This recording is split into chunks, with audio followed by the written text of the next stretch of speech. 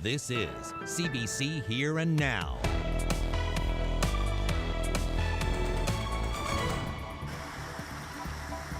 Highway washed out. The Trans-Canada Highway is cut off near Springdale as part of it collapses from the ongoing rain. Well, the good news is that rain has stopped. We even saw some sunshine earlier today. I'll tell you how long that's going to stick around. So we waited for the flight. They never showed up, first or last. Looking for answers, a Labrador man is on life support. His family wants to know why they waited more than 30 hours for a medevac flight. Good evening and welcome to Here and Now. I'm Peter Cowan. And I'm Carolyn Stokes. Well, traffic is moving again on the Trans-Canada Highway tonight after a washout brought vehicles to a standstill. Here and Now's Garrett Berry reports from the highway near Springdale. What you are seeing now is some of the very first bits of traffic to cross the Trans-Canada Highway here near Springdale since late last night. Some of these drivers have been waiting hours since early this morning to complete their trips. They've been sidetracked because of a washout on the highway caused by heavy rains. The damage was extensive. The road was almost totally wiped out. Police say 2 transport trucks were on this stretch of road as it gave out last night. Both were severely damaged. They ended up off the road. One was rolled over. However, police say no one was hurt. Construction crews spent much of today building a bypass that can carry traffic while repairs are underway. There was also significant cleanup to do. The Trans-Canada wasn't the only road hit by extreme weather. The highway into nearby Kings Point was also closed yesterday due to heavy flooding. That prompted the mayor to call a temporary state of emergency. So the good news is some traffic is moving again, as you can see. The bad news is it's not exactly clear when this highway will be totally repaired. The Department of Transportation said today it thinks sometime later this week, but an exact timeline is not yet known. Garrett Berry, CBC News, Springdale.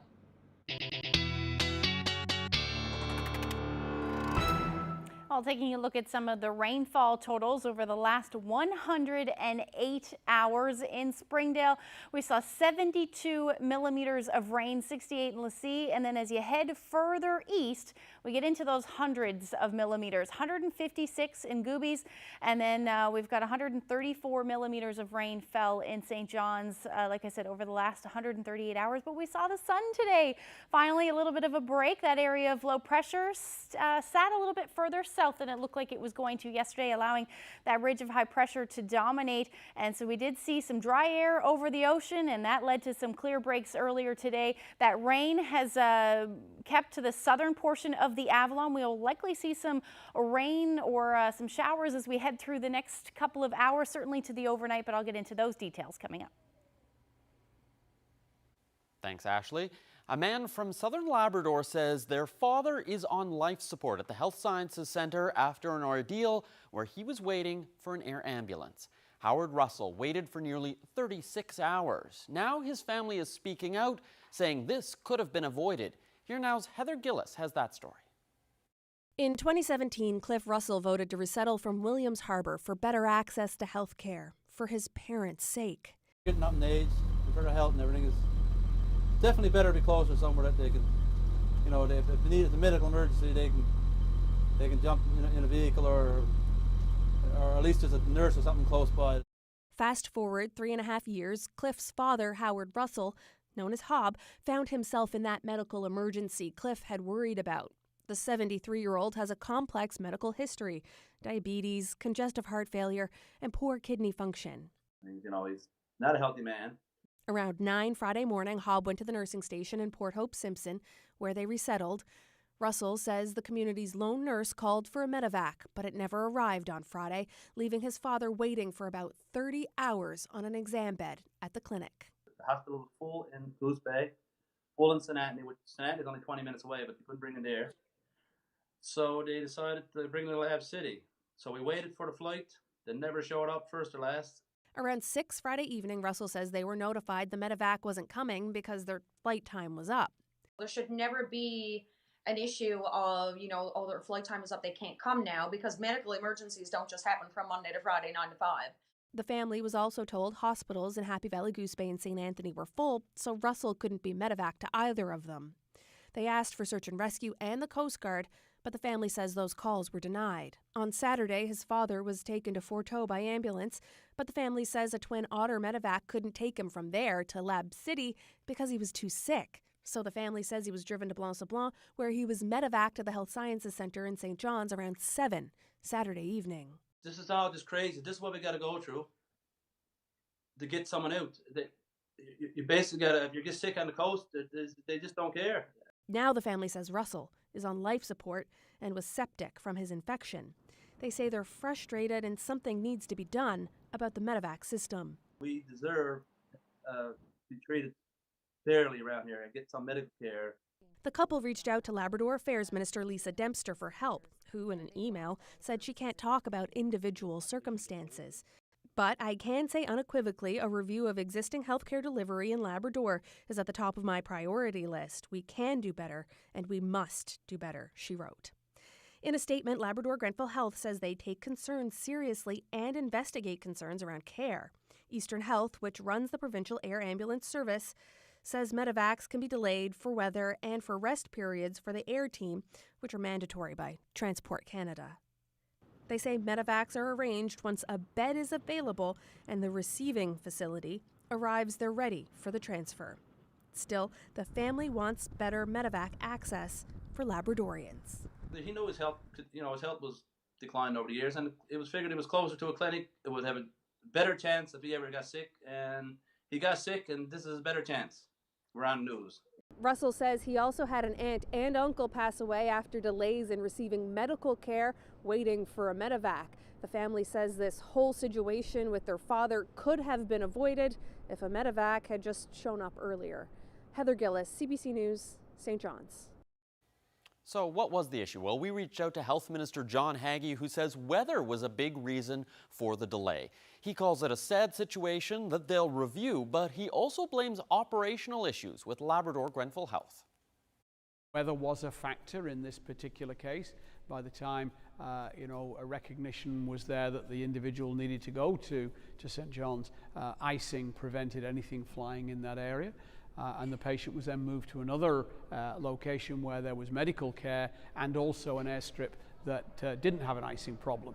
We have an ongoing review process. There will be a quality assurance review of this particular case, and the findings of that review are public, and they'll be out there for people to see, and we will address any systemic issues through the department. Well, in other news, Air Canada is getting a financial lifeline from the federal government, nearly $6 billion in support to help survive the pandemic. Now, that means the majority of its suspended regional routes will be back, but not all of them. Flights will resume in June for Gander and Happy Valley Goose Bay, but flights to Wabush will not resume. As part of the deal, Air Canada will also give refunds to passengers who had canceled flights because of the pandemic. People can start applying for their refund today. The deal also requires Air Canada to cap compensation for its company executives and shareholders. Well, sticking with transportation, the Kayak W will be back on the Strait of Belle Isle route at the beginning of May. The ferry has been undergoing maintenance in dry dock in St. John's for most of the winter, with the Comatic W taken off the North Coast run to fill in. Labrador Marine, which runs the service, says it doesn't expect any significant changes to onboard services or routes. The company says the Comatic will go back into service on the North Coast in June, pending ice conditions.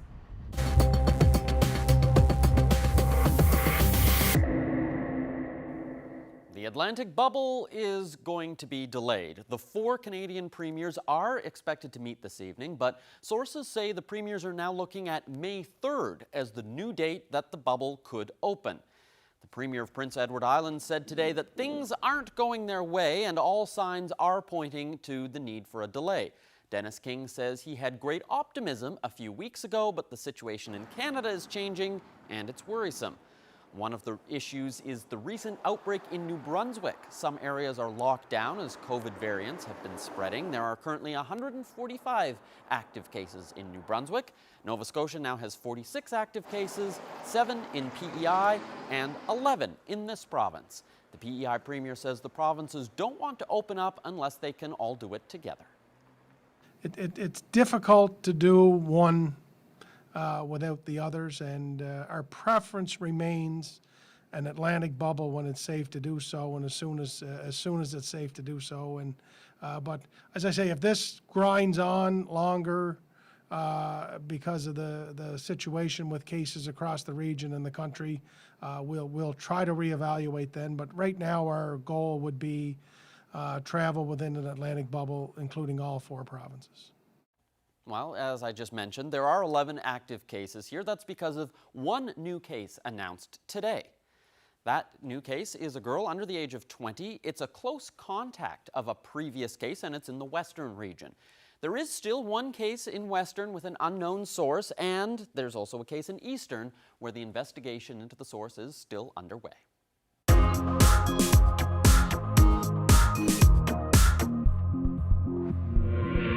Tomorrow morning, high school students head back to class with a blend of in-person and online learning. The education minister says things will look different for students, and the head of the school district is asking for patience. CBC's Heather Gillis reports.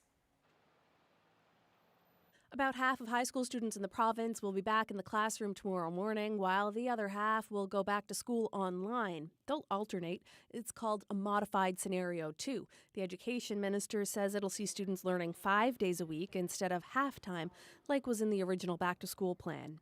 There are challenges. There will be, and I asked for the public's patience in that.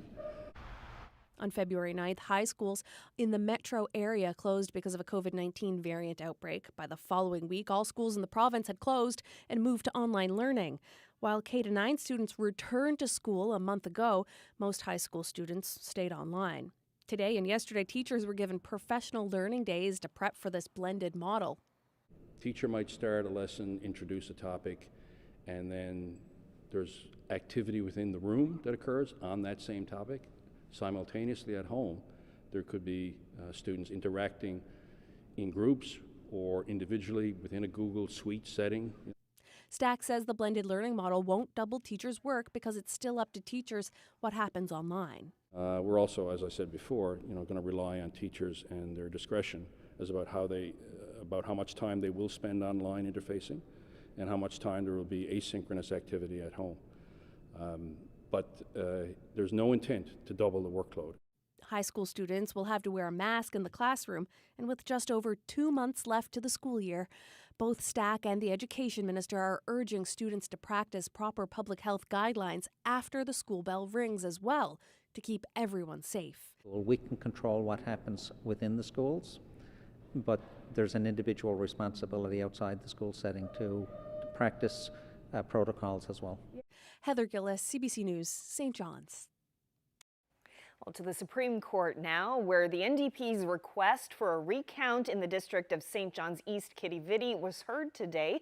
Leader Alison Coffin alleges that voter ballots were mistakenly rejected. She also alleges that many people registered to vote without proving their identity. Lawyers for Liberal candidate John Abbott, who beat Coffin by just 53 votes, and lawyers for the chief electoral officer are expected to dispute these allegations. In court today, Liberal Party lawyer John Sams said the ballots could be counted 100 times and the result would be the same. Those lawyers say the NDP must prove that a recount is warranted. They also want to cross-examine the NDP's witnesses. Justice Don Burridge will hear arguments from the parties on May 10th. Police in St. John's are warning about dangerous drugs on the streets. They found pills that look like the prescription medication Dilaudid and OxyContin, but actually they contain fentanyl and a synthetic opioid. The RNC says a minuscule amount of those substances can kill a person. Police are investigating and asking anyone with information to get in touch. To the Burin now, where an arson investigation is underway. The RCMP says someone poured gasoline in and around this house on Union Road before setting it on fire. Officers got the call around 12:30 Sunday afternoon. Police say nobody was inside at the time and the house hasn't been lived in for a while. Meanwhile, the RCMP says there haven't been other homes intentionally set on fire in the area. Well, before we go to break, we have one more special report for you. Yep. From tasty treats to creative crafts, the pandemic hasn't slowed down the St. John's Farmers Market. Yes, just ask our young reporter, 12-year-old Maya McEwen. On your street, on your street. Hi, my name is Maya McEwen. I'm 12 years old, and I live in St. John's, Newfoundland and Labrador. Today, I'm here at the St. John's Farmers Market. After last lockdown, it is now open to the public. You can visit with your family and do your spring shopping while supporting local vendors. There's lots of Easter-themed products. Let's go check out what we can find.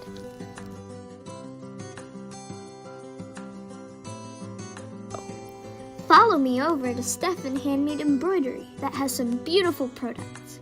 These owl and bird ornaments are so colorful and intricate. You can really see the work she put into each one. Sometimes, if you're lucky, you can catch her working on fun little projects, such as this jacket. There's food from different countries, including India, Persia, Iran, Thailand, and so much more. Now we're here at the Waffle Lady stand. Let's check out her brand new waffle pops. Can I have one waffle pop, please? Thank you. Salt on it? Yeah. Salt? No? You don't have to.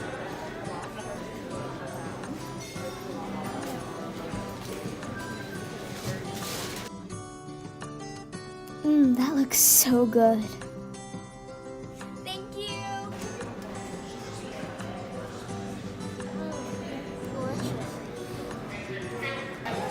St. John's Farmers Market is open from 9 to 4 on Saturdays. They've been taking loads of safety precautions to protect staff and the public, so be sure to check it out. This is Maya McEwen reporting from the St. John's Farmers Market. Until next time, on your street. Well, thanks to Maya for that great report. Tough gig there, having to taste test goodies at the farmer's market, but yeah. Glad somebody did it. Way to go, Maya. That was a great feature report. Could give our own reporters a run for their money. We hear Maya is also a very talented musician. Yeah, the On Your Street segment is a chance where we get kids to put on their reporter cap and share stories from their neck of the woods. Yeah, so if you have a story to share, just head to our website, cbc.ca/NL, and click on the community page.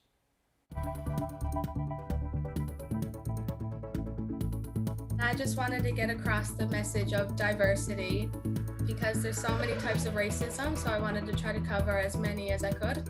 A poster contest all about anti-racism. We'll meet 3 of the winners after the break.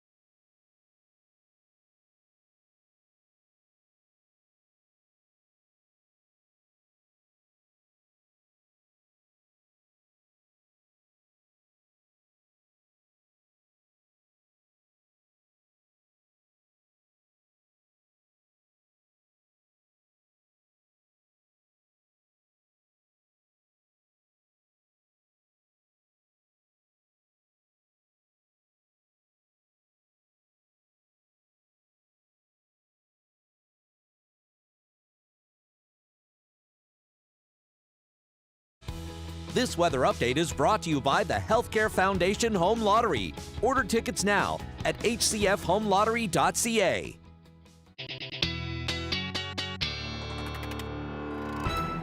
Oh, it was some nice to see the sun this afternoon, Ashley, after all the gray weather that we've been having. It's crazy how all is forgiven as soon as you see the sunshine. Forget. You do. You totally forget. I know I did. I sat outside for a couple of hours earlier this afternoon. I mean, we traded that with some wind, though, unfortunately, today.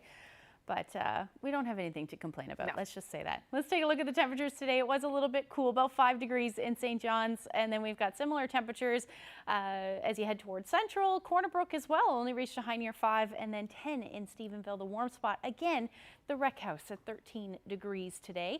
10 degrees in Lab City as well. It's a beautiful afternoon, and then those temperatures near the single digits along the coast. You've lost a degree or two here and there. And again, temperatures are sitting still pretty lovely in the Rec House area, 11 degrees right now and 2 in St. John. So we've lost a number of degrees there, and also some of that sunshine, unfortunately, as well. But yeah, we had some drier air off the coast that allowed the cloud cover and fog to clear. However, there was a fog bank just offshore earlier today, but those showers have stayed further south as well. And it looks like they're starting to creep a little bit further north. We may see a few showers here and there, but overall it is staying, the heaviest rain is staying for the Burin Peninsula as well as the southern Avalon as we speak. Now, like I said, the wind was the big story today. Really, we saw wind gusts topped out at 83 kilometers per hour for St. John's.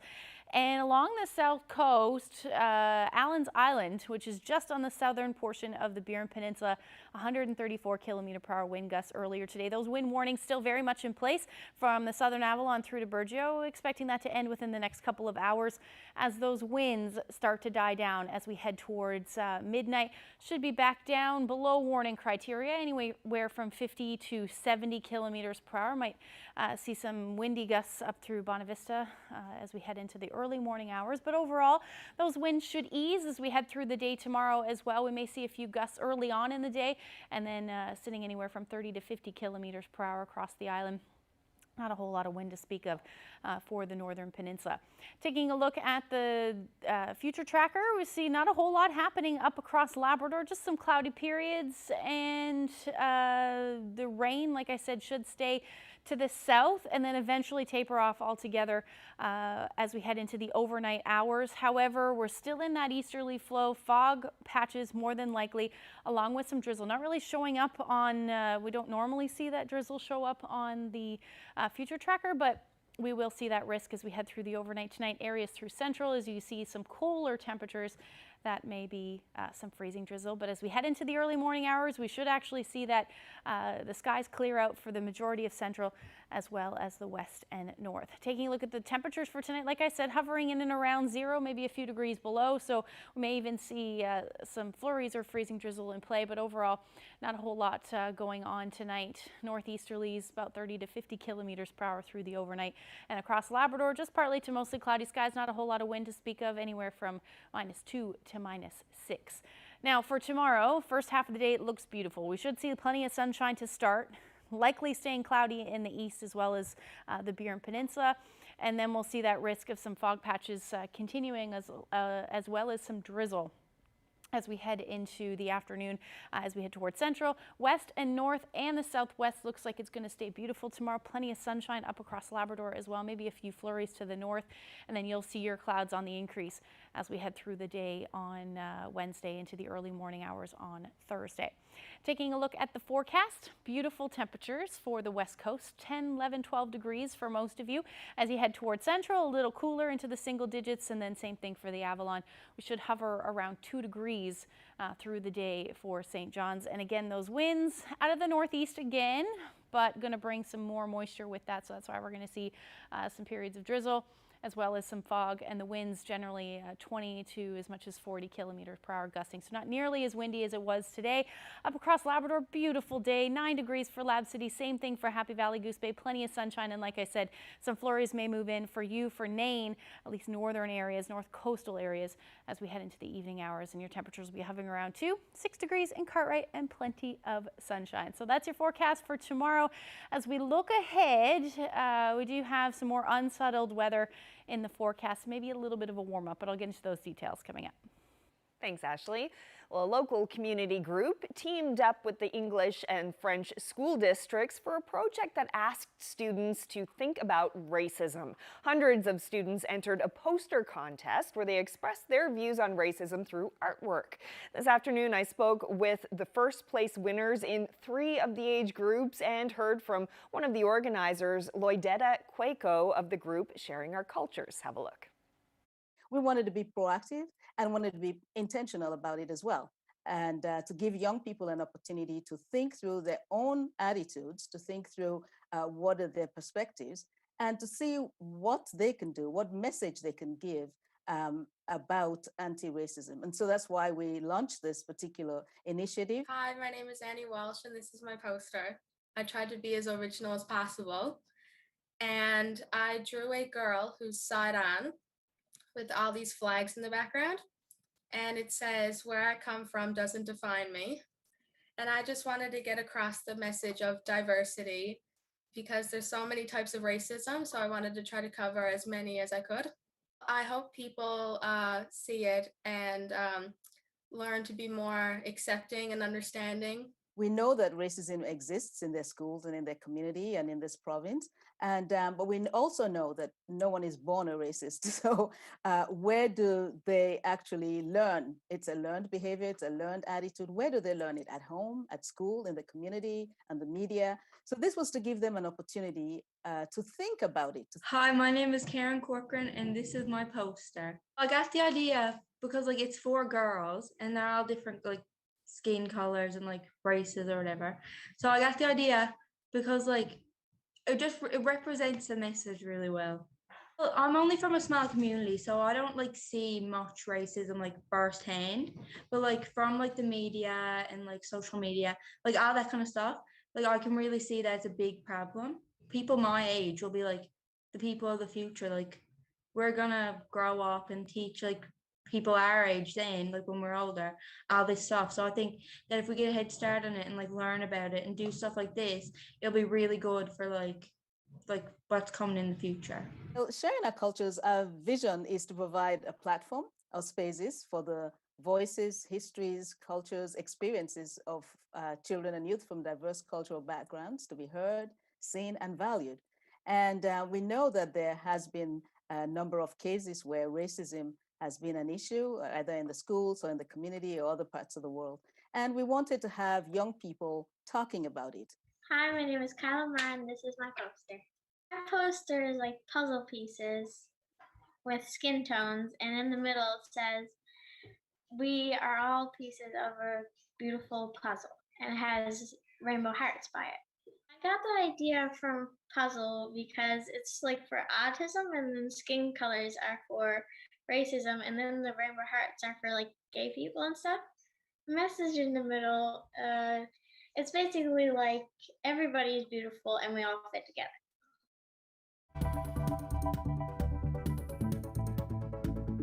Newfoundland Regiment plays such an important part in the history of the province, so it was a very proud day. The Trail of the Caribou is now complete. Find out why it took a decade to place this last statue in Turkey.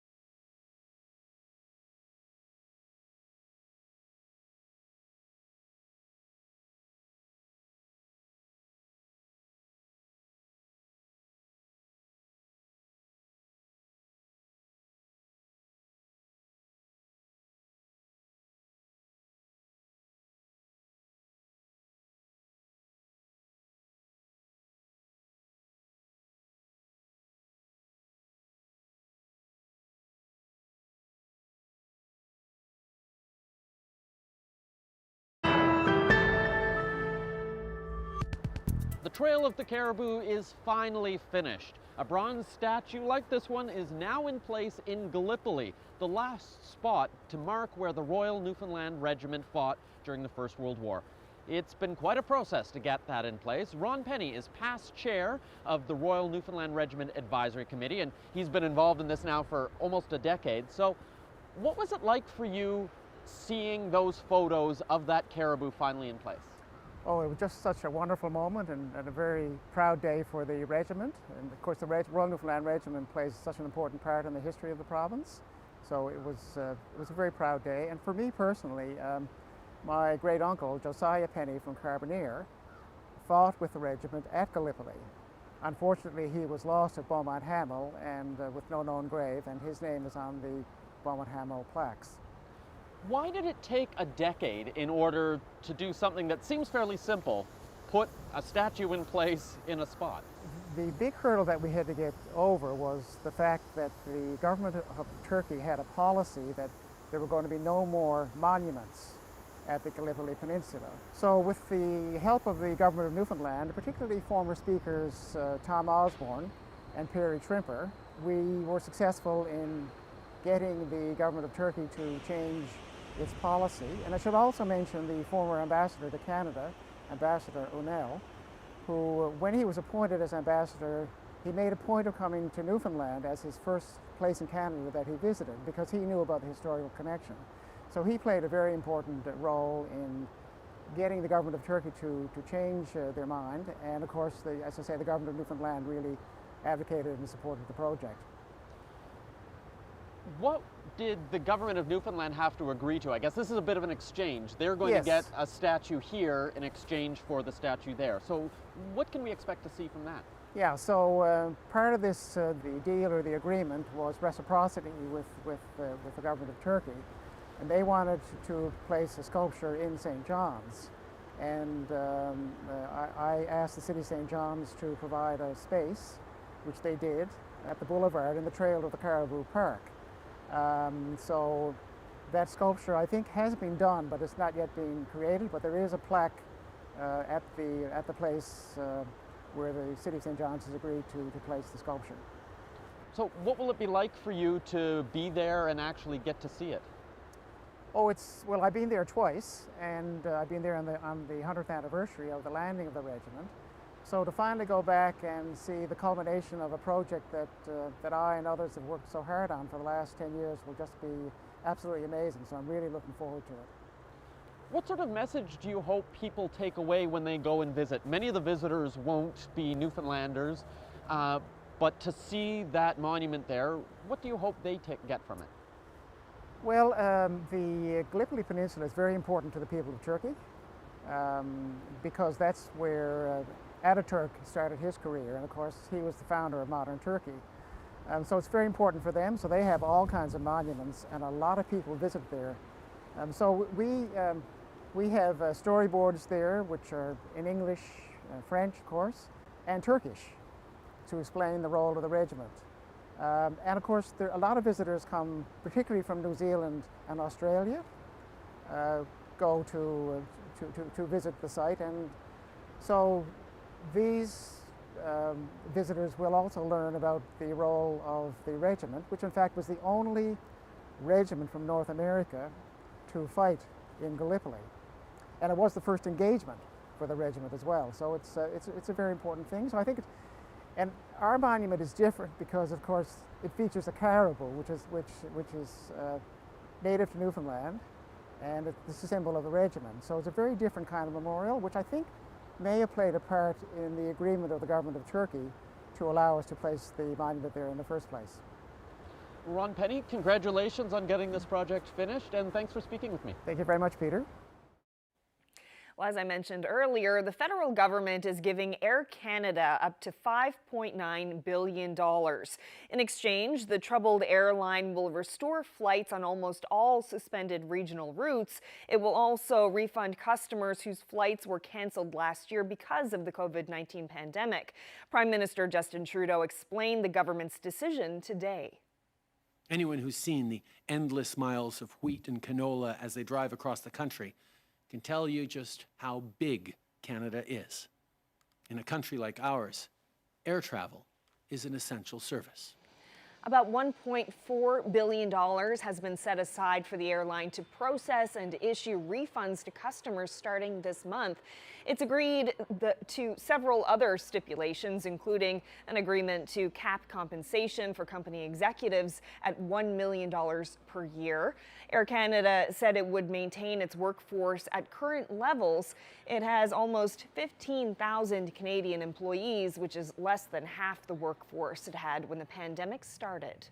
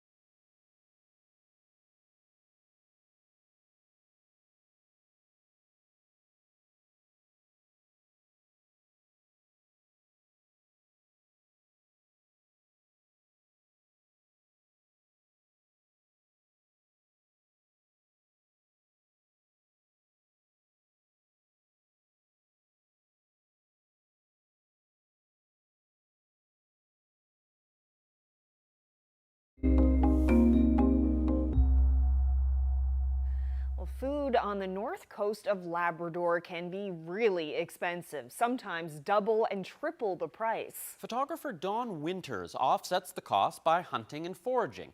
She says game meat has allowed her to continue to live in Hopedale as the cost of living rises. But not everyone has that ability, and Winters says she's watched food insecurity escalate around her in the recent years. She takes us through her family's experience on the land. Once the ice breaks, everybody takes off in their boats, and that's when the eggs are laid by the birds, eider ducks and gulls. When we approach the island by boat, they're already up flying off their nests and flying around the island. So they stay nearby and just fly around till we leave. When we go to the islands, we can access and check their nests just outside of Hopedale on our way to the cabin. If there's 3 eggs or more, we don't take any because some of them are sated. That's when the little bird inside is started growing. Some people like those kind when it started. They find it more tastier, but I don't like them myself. When people do go out look for them, and the ones that can't go are asking if anybody got any eggs they could share. A lot of people be looking for them. It's a traditional food. I guess it's something that us Inuit just traditionally gathered. A lot of our traditional ways are being lost. It's good to keep our tradition alive, passing on our traditional ways. It's very exciting, especially to go off in boat again and see all the water and all the other animals too, and all the new life developing again, all the new plants, and a lot of excitement.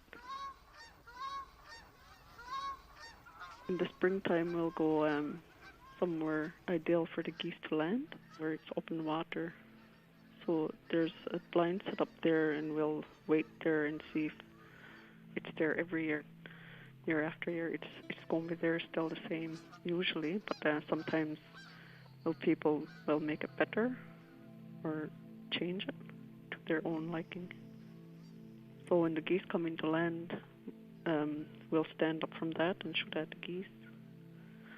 You could wait for hours, and if you're lucky, you can just wait for an hour or two if they come in right away, but then sometimes you can wait a long time too for the geese to come, or sometimes they don't even come at all. But it's all about waiting and patience. Feels very accomplished if you do get the goose. Same as any other animal too, I guess. You feel accomplished.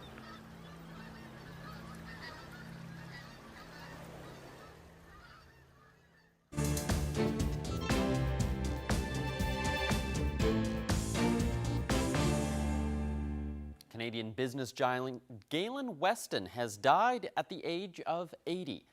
Weston is the well-known founder of the Loblaws grocery store chain, which are under the Dominion name in this province. The billionaire's empire encompassed everything from bread to high-end fashions. His holdings included Weston Bakeries and department stores like Holt Renfrew and Selfridges in the UK. Weston was one of Canada's wealthiest people and one of its most generous, too. His charitable foundations have given away hundreds of millions of dollars. Weston's family released a statement saying he died peacefully at home after a long illness. He's survived by his wife of 55 years, the Honourable Hilary Weston, Ontario's former Lieutenant Governor, and their adult children.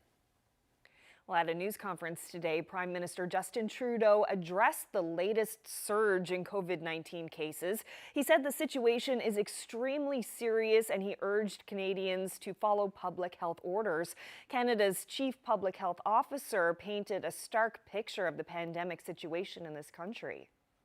There has been a 33% rise in daily case counts, with an average of almost 8,100 new cases reported daily. During the same time, the number of people experiencing severe and critical illness continues to rise.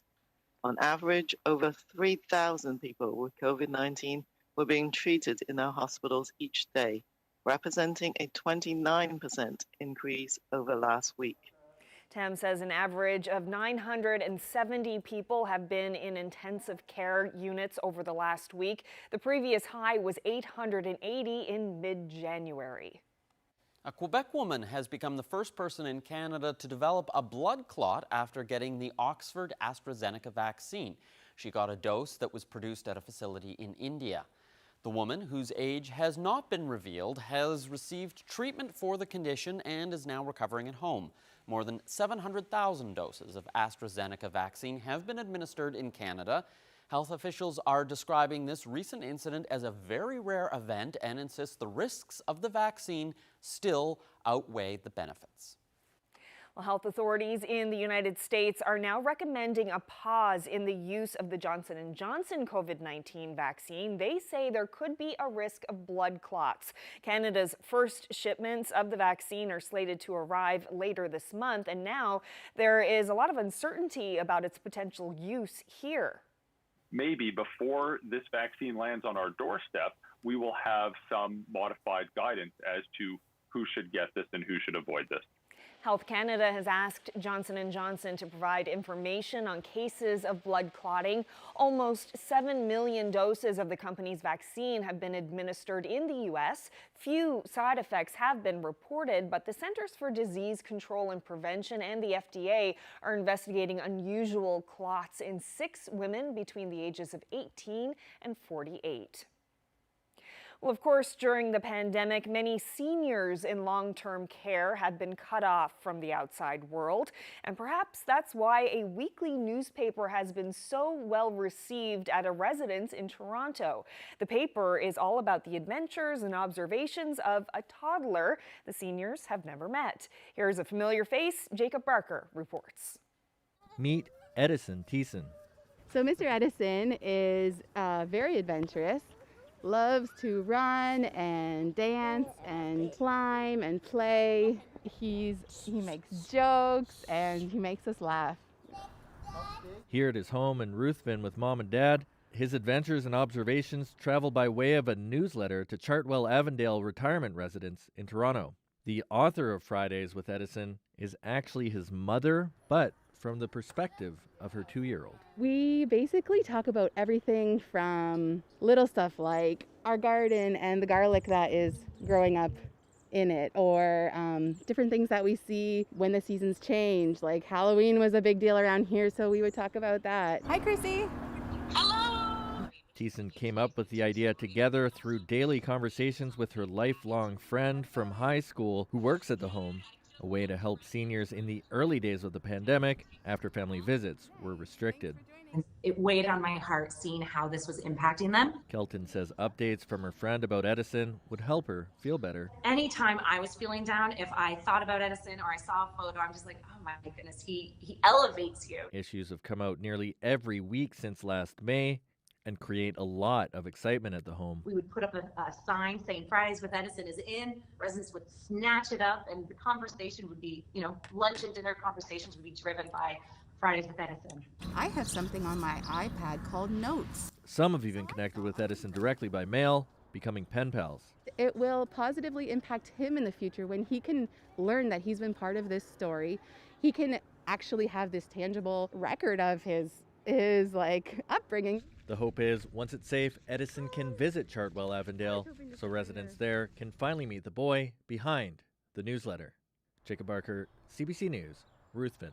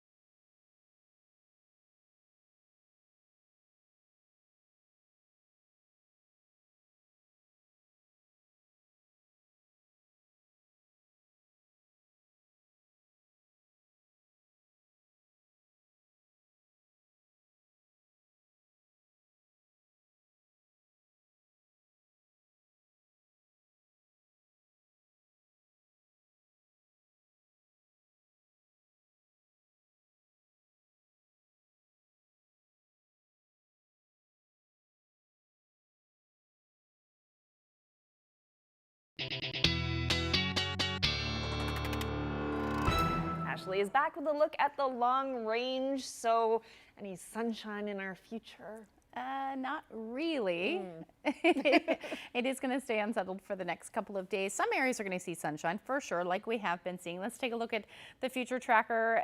This is Thursday morning, so looking like we will see some sunshine into the afternoon for areas along the southwest, which is what we have been seeing for the past little bit, but also some cooler temperatures. So that risk of some flurries will stick around through the day on Thursday for the northern peninsula, as well as really anywhere along the northeast, and then some cloudy periods expected across Labrador with some snow potentially, or at least some flurry potential as we head into the early morning hours on Friday. As far as Friday goes, for eastern areas, we're looking at some showers potentially through the day. Not a whole lot in the way of amounts to speak of, but it does look like it will stay generally gray. And then we've got some sun peeking out potentially for the west coast again, and then maybe even some late day or at least early start to Saturday. We could see a little bit of some sunshine in the mix. So temperatures on Thursday are going to stay into the double digits for the most part on the west coast. May dip a degree or two below that, but overall still looking at some beautiful temperatures. As we head towards central, again, like I said, we're looking at that potential for either flurries or showers as our temperatures still hover around 3 to 4 degrees, and some of those upper atmosphere temperatures are going to drop as well. So that's allowing the potential for a few flurries. Same thing for St. John's. I have flurries in there for now for Thursday. Hovering around 3 degrees, Marystown, you're looking at 7. And then as we look into Labrador, most of the cool air will stay up for the northern portions. You'll be sitting around -5, but sunshine, and then back up above 0, but still looking at those gray skies and flurry potential. Into Friday, similar forecast as far as temperatures go. We'll get into a little bit more sunshine for central and coastal Labrador, but the potential for flurries will certainly exist for Corner Brook, at least the west coast, late day on Friday. So the first half looks nice, and then flurries the story through central, and either flurries or showers the story for St. John's and 3 degrees. So over the next couple of days, this is where we'll be sitting temperature-wise. Again, gray skies, not really seeing the potential for extended periods of sunshine, but by Saturday, we'll say goodbye to the flurry potential anyway, back up about 4 to 7 degrees as we head into Sunday. For central Newfoundland, you're looking at temperatures similar, around 7 degrees for Saturday and Sunday, so gray skies will be the story. And then for the west coast, I have a few more sun icons in there for you for Friday and Saturday, and then Sunday around 7 degrees again as your afternoon high with the potential for a few flurries. For eastern Labrador, you're looking at anywhere from 2 degrees on Friday and then bumping up above 0 into Saturday and Sunday, and then a similar forecast for western Labrador, although a few degrees cooler. Wanted to share this photo. This was from about a week ago. This is sunrise in Kitty Thank you to Brian for sharing that one with us. And if you have any weather photos, send them to nlphotos@cbc.ca. Really having to go into the archives to find sunshine, aren't you? Not today. So before we go, a quick note on the story that we told you about just a couple minutes ago out of Quebec, where a woman developed a blood clot after getting the Astrazeneca vaccine. Well, health officials say that that is very rare, and they insist that the benefits outweigh the risks. We had a little typo earlier. Now, more than 700,000 doses of the vaccine have been put into the arms of Canadians, and her case is the first. Okay, Peter, and also some news on the Atlantic bubble at this hour. What have we been hearing? Yes, things have changed in the last hour. There is now official confirmation that May 3rd is the date that the premiers are going to be looking for across Atlantic Canada in order to open up and allow travel without quarantine. But they have said they are planning to meet later on this month, and they may push that date back to May 10th. It all depends on how the case counts are going, especially in New Brunswick, where there's about 150 active cases right now. That's the area of concern, and especially looking across the country where case counts are spiking in other provinces, and there's always the risk that it could mean more cases are introduced to this region. All right, we'll have to wait and see what happens, I guess. Briefing day tomorrow, so lots of questions for Dr. Fitzgerald and the other folks. For sure. Thanks so much, everyone, for joining us. Have a good night. Good night.